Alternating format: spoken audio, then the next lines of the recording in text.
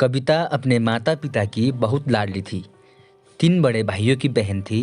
कोई भी चीज़ मांगने पर उसी वक्त सामने हाजिर हो जाती। पूरे घर में रौब था उसका। पूरे परिवार और नौकरों पर राजकुमारी की तरह हुक्म चलाती थी कविता। स्कूल में भी पूरा रौब था उसका। बड़े घर की लड़की जैसी जो थी वो। ऐसे ही उसने कॉलेज में दाखिला लिया। उसके ठाट बाट, बड़ी गाड़ी में आना जाना, हर दिन नया फैशन देखकर हर कोई उससे दोस्ती करना चाहता था। थोड़ी दिनों में उसके बहुत से दोस्त बन गए। पूरे कॉलेज में उसकी नाम की अपनी ही एक पहचान थी। इस दिनों उसके घर एक रिश्ता आया। खानदानी लोग थे और पापा की पुरानी जान पहचान थी उनके साथ। कविता के साथ कोई ज़बरदस्ती नहीं थी, पर कविता ने फिर भी हाँ कर दी, क्योंकि वो अपने परिवार से बहुत प्यार करती थी। वो जानती थी कि वो लोग उसका अच्छा ही सोचेंगे। लड़के का नाम राज था। राज काफ़ी पढ़ा लिखा और समझदार लड़का था। ससुराल वाले भी बहुत अच्छे थे। ससुराल में कविता की जगह वैसी ही थी जैसी कि मायके में। कोई भी कार्य कविता की सलाह के बिना नहीं होता था। सबकी लाडली बहू बन गई थी वो। फिर उसके घर एक बेटे का जन्म हुआ। राहुल कविता को जान से प्यारा था। पोता पाकर ससुराल वालों तो फूले नहीं समाते थे। कविता कभी कभी सोचती कि उसकी किस्मत कितनी अच्छी है। उसका हर अपना उसे कितना प्यार करता है।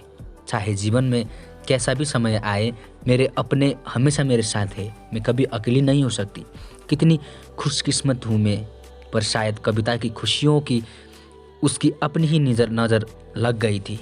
एक दिन वो मायके जाने की जिद कर बैठी। राज को बहुत काम था, लेकिन वो फिर भी उसे ले गया। रास्ते में उनकी गाड़ी अन्य गाड़ी से टकरा गई। कविता, राज और राहुल बहुत बुरी तरह से जख्मी हो गए। काफ़ी दिनों के इलाज के बाद राज और राहुल तो ठीक हो गए, लेकिन कविता पूरी तरह ठीक ना हो सकी। सर पर चोट लगने के कारण वो अपनी आंखों की रोशनी खो बैठी। अब कविता की किस्मत जैसे उल्टे पांव चलने लगी। मायके वाले कुछ दिनों तक उसे मिलने आते रहे, फिर कभी कभार फोन ही करते पूछ लेते कि अब कैसी है। धीरे धीरे ये सिलसिला भी कम हो गया। ससुराल वालों की सहानुभूति भी कम होने लगी।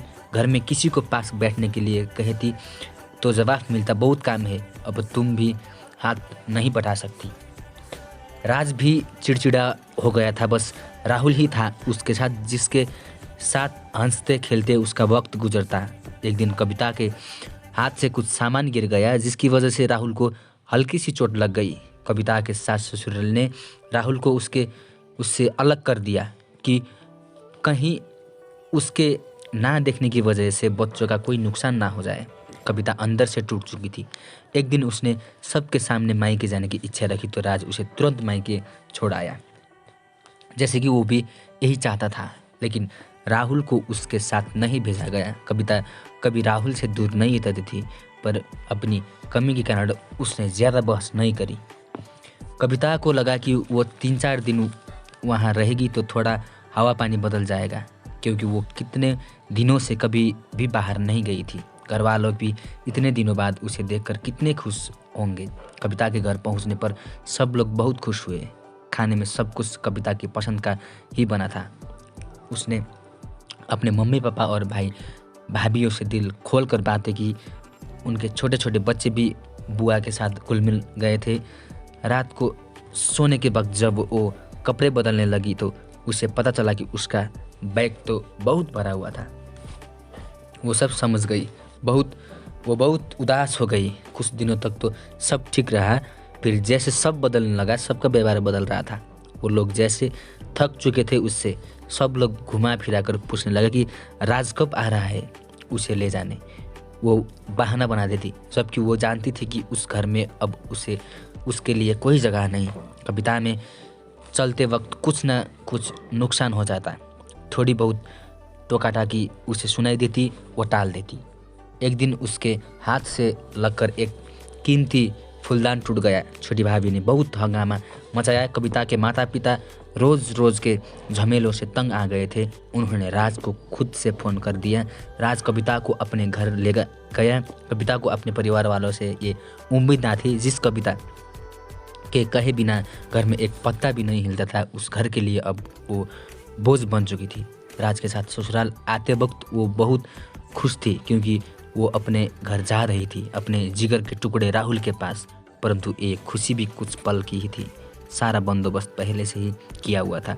कविता को सीधे ऊपर वालों कमरों में पहुंचा दिया गया। राहुल से दूर रहने की सख्त चेतावनी दी गई। एक काम वाली लता जो उसकी जिम्मेदारी सौंपी गई, जो उसके खाने पहनने जैसी ज़रूरतों का ध्यान रखती। कविता ज़्यादातर चुप ही रहती, कभी कभी काम वाली लता से थोड़ा बतिया लेती।